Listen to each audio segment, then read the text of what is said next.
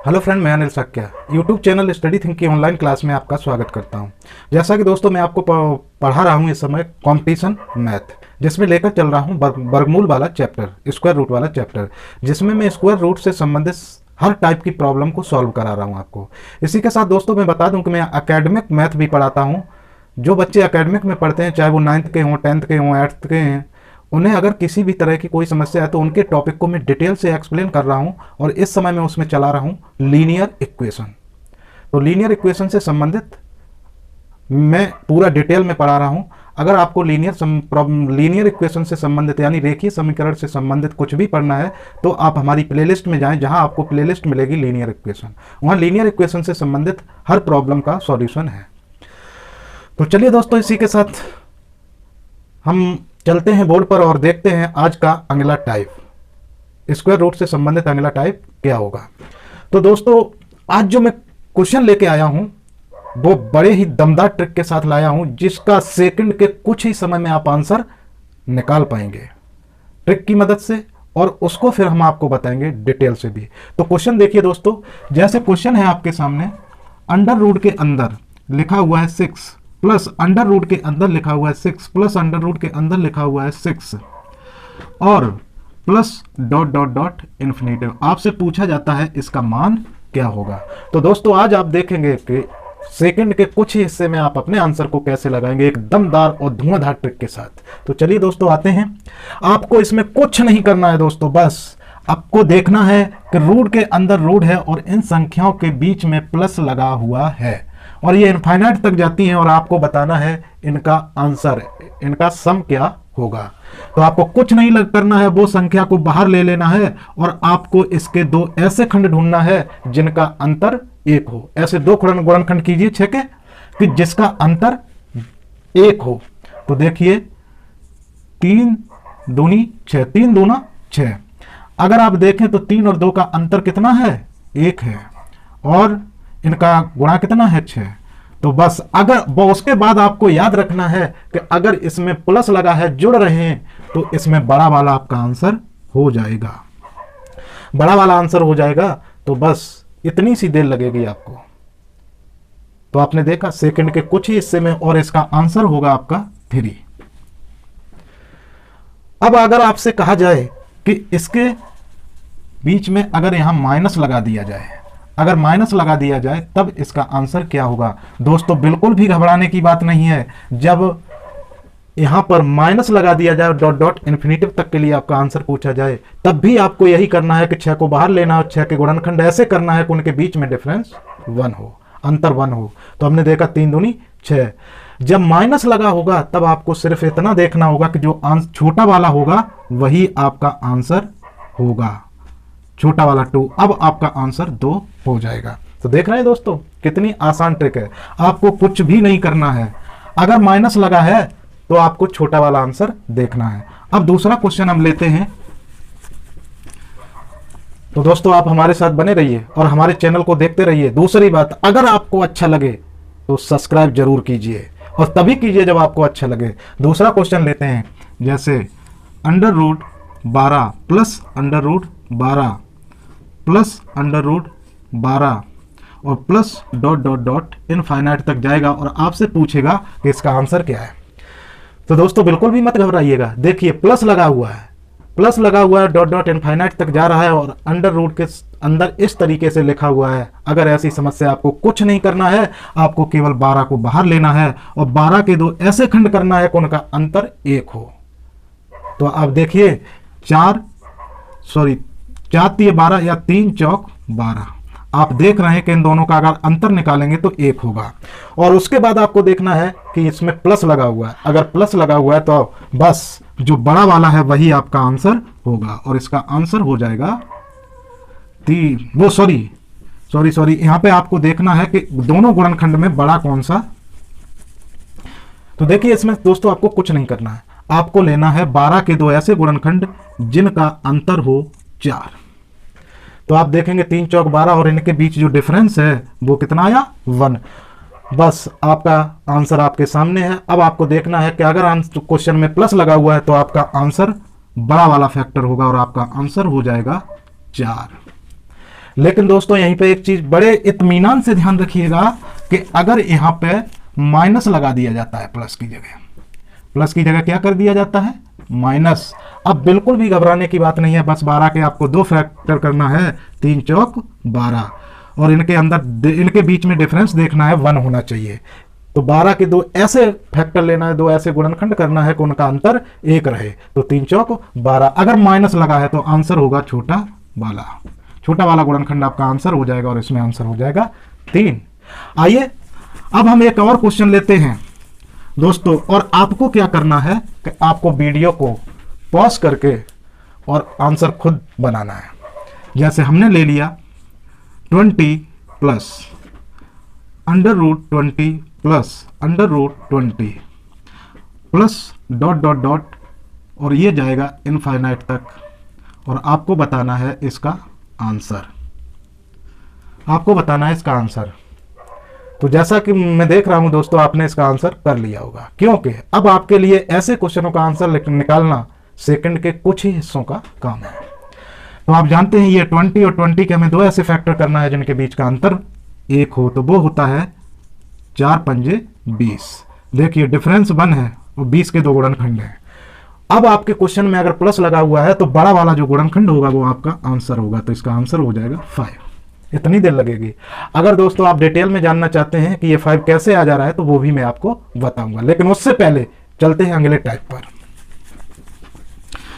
अब दोस्तों आप सोच रहे होंगे कि अभी तो फैक्टर हो जा रहे हैं, अगर हम ऐसी संख्या ले लें जिसके फैक्टर ना हो तब क्या करेंगे। तो आइए दोस्तों वो भी बना के आपको दिखाते हैं। जैसे 3 प्लस के √3 plus √3 plus dot dot dot infinite तक, और ये आपको निकालना है इसका मान। अब आप देखिएगा 3 के आप ऐसे कोई फैक्टर नहीं कर सकते हैं जिनका डिफरेंस 1 हो। 2 ऐसे फैक्टर नहीं कर सकते। अगर 3 एकम 3 लेते हैं तो डिफरेंस 2 का हो जाएगा 3 और 1 के बीच में, और क्वेश्चन नहीं बनेगा। जब ऐसी स्थिति आ जाए तब आपको क्या करना है, तब आपको करना है अगर क्वेश्चन में प्लस लगा है तो 3 के आगे कोई संख्या देखिए, जस्ट 3 के आगे संख्या चेक करिए, जौन सी संख्या 3 से देख प्लस लगा है इसलिए आगे जाना है। अगर 3 के आगे जिस संख्या के गुणनखंड ऐसे मिल जाते हैं कि उनके बीच का डिफरेंस 1 हो जाता है तो वहीं आपका आंसर मिल जाएगा। जैसे देखिए 3 के आगे अगर आप 4 पे चलते हैं, 3 के आगे मिलेगा आपको 4 के अगर आप गुणनखंड करते हैं तो 2 दूनी 4 या 4 एकम 4, इनके बीच का अंतर नहीं है 1, तो ये भी नहीं होगा। 5 पे पहुंचते हैं तो 5 भी नहीं होगा। हाँ, अब मिलेगी आपको 6, तो 6 के आपको 2 गुणनखंड मिलेंगे जो 3 दूनी 6, और 3 और 2 के बीच का जो अंतर होगा दोस्तों वो होगा 1। तो आपका जो आंसर होगा वो 2 एवं 3 के बीच में होगा। ऐसा दोस्तों क्वेश्चन में आपको लिखा मिलता है, ऐसा आपको क्वेश्चन में लिखा मिलता है। 4 विकल्प दिए होंगे, उसमें लिखा होगा इस क्वेश्चन का आंसर होगा 2 3 के बीच में, 5 6 के बीच में एक्स्ट्रा लिखा होगा। 4 विकल्प दिए होंगे, उसमें 2 एवं 3 के बीच का होगा। लेकिन अगर पॉइंट में भी आंसर दिया होगा तो 2 पॉइंट कुछ होगा, 2.14 हो सकता है, या 2 पॉइंट कुछ भी होगा, 3 से छोटा और 2 से बड़ा होगा। तो दोस्तों इस प्रकार आपने ये भी देखा, इसमें आपको कुछ नहीं करना था, बस जब ऐसी संख्या हो जिसके हम गुणनखंड नहीं कर सकते हैं कि डिफरेंस इनका, ऐसे 2 गुणनखंड ज्ञात नहीं कर सकते जिनका डिफरेंस 1 हो, तो अगर प्लस लगा है तो हम उसके आगे की कोई संख्या देखते हैं जिसमें ऐसी संख्या मिल जाए जिसके गुणनखंड 2 बन जाए और उनके बीच का अंतर हो, तो आंसर उन्हीं 2 गुणनखंडों के बीच में होगा।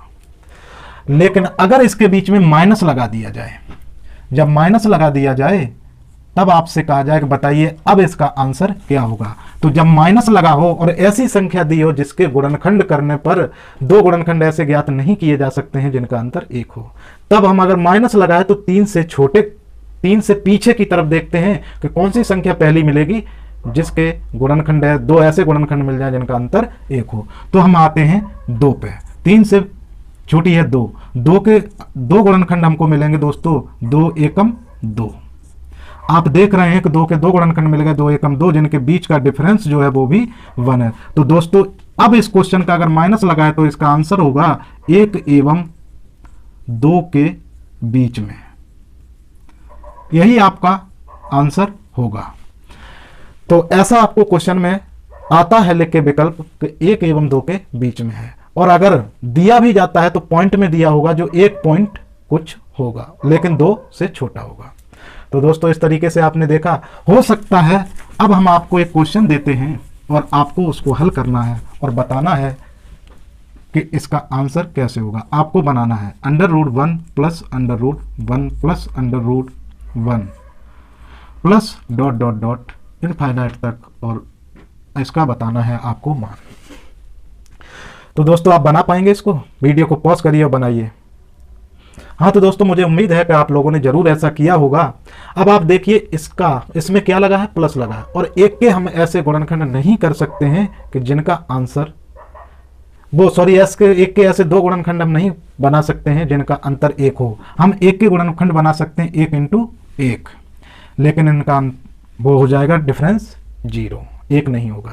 तो अब हम क्या करेंगे, ये प्लस लगाए तो इसके आगे देखेंगे तो होगा 2 एकम 2, पहली संख्या मिलेगी 2 जिसका डिफरेंस 1 होगा, और इसके 2 गुणनखंड हो गए 2 एकम 2, तो इसका आंसर हो जाएगा 1 एवं 2 के बीच में। इसका भी आंसर वही होगा।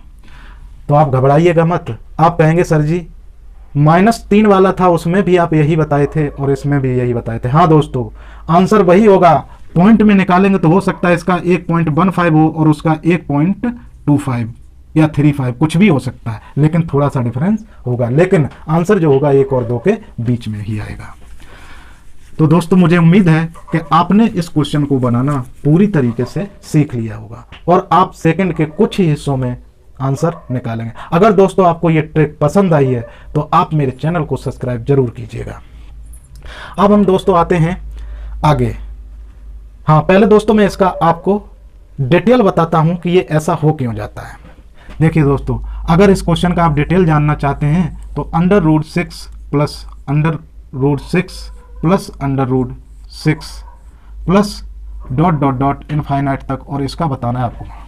तो अब मैं आपको बताने जा रहा हूं इसका डिटेल।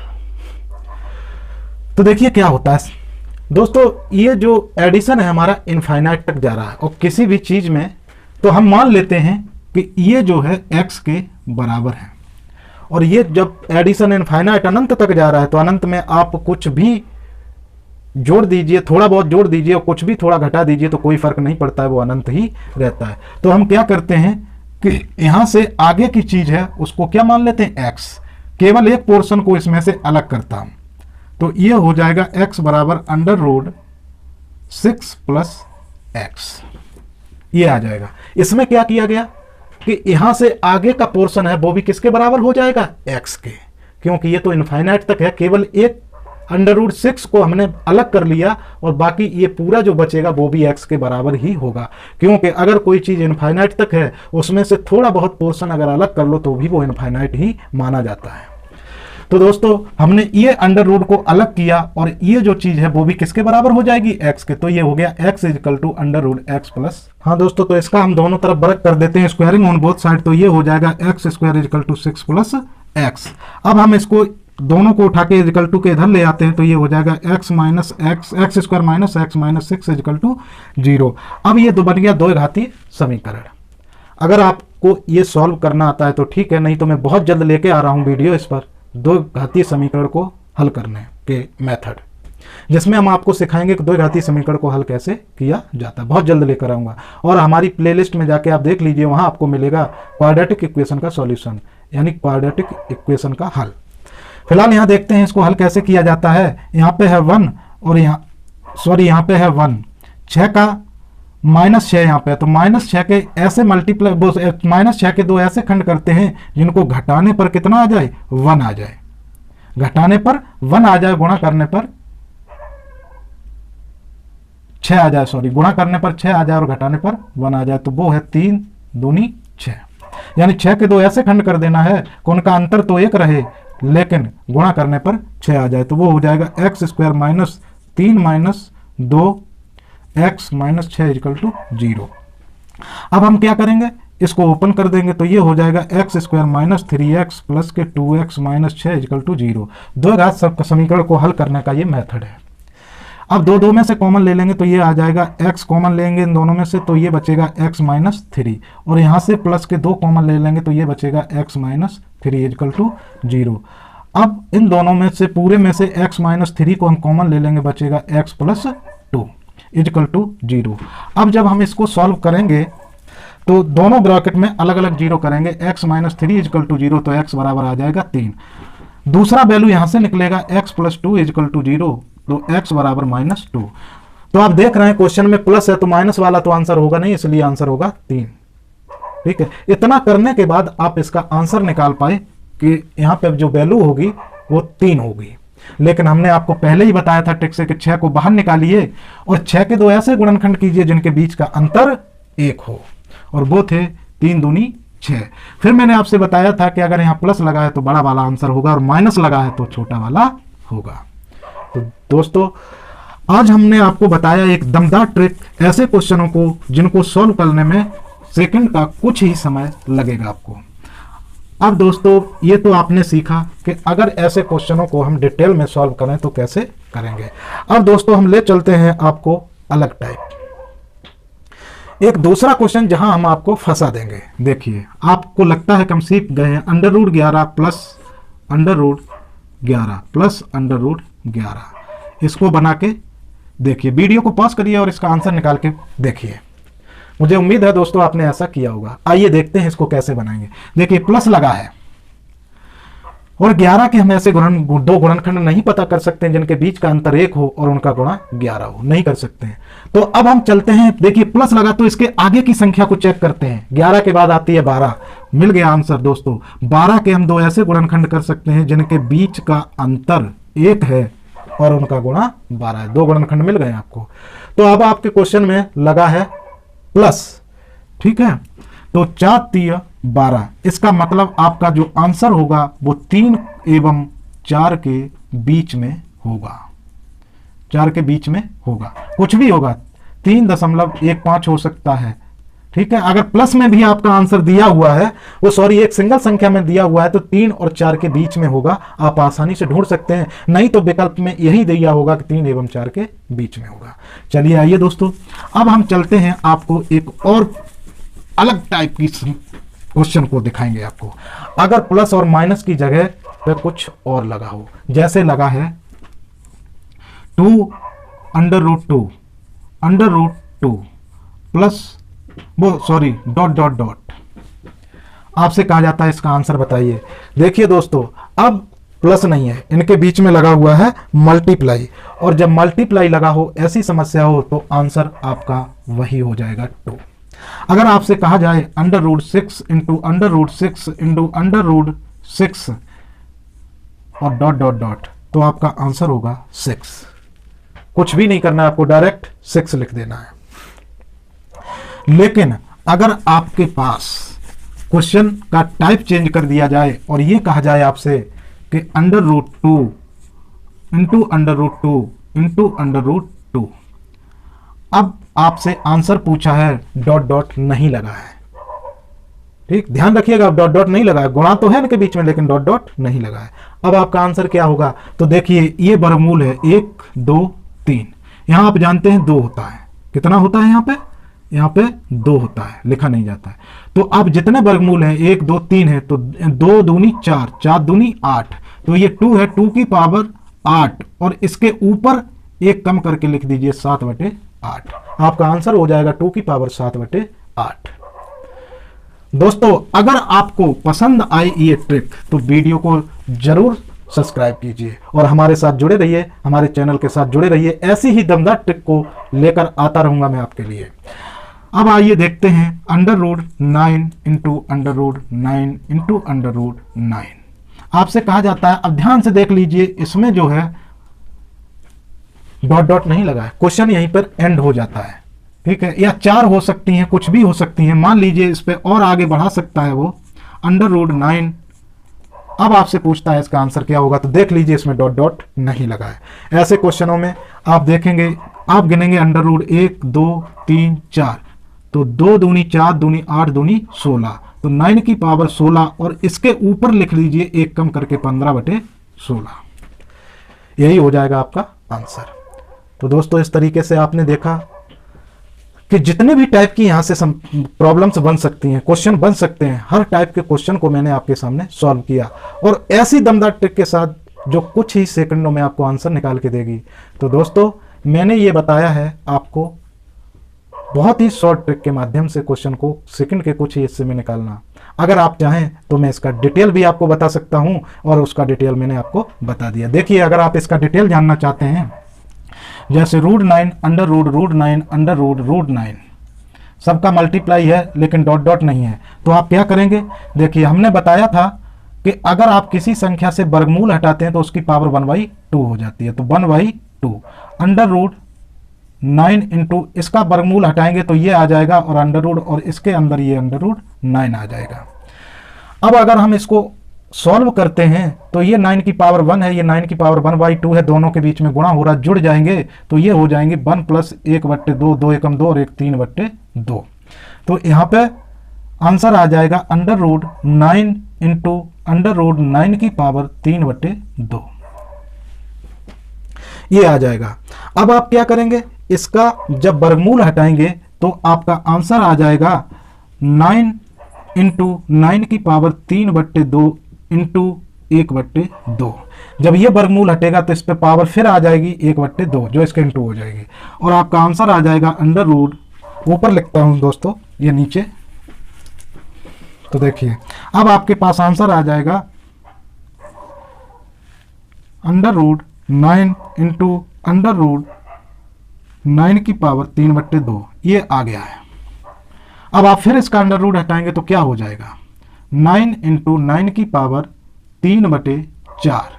यहां से जब अंडर रूट आप हटाएंगे तो ये 2 है, ये उड़ के कहां था? इसके अपॉन में, और इसके साथ मल्टीप्लाई हो जाए तो ये हो जाएगा 3/4। अब आप इन दोनों का गुणा करेंगे तो ये हो जाएगा अंडर √9 की पावर 1 + 3/4, सॉरी ये हो जाएगा 4। फिर इसको सॉल्व करेंगे, 4 एकम 4 और 3 7, 9 की पावर 7/4। अब ये जब अंडर रूट हटाएंगे तो यहां से जो 2 है ये उड़ के जाएगा और इसके अपॉन में आ जाता है और बराबर हो जाएगा 9 की पावर 7/8।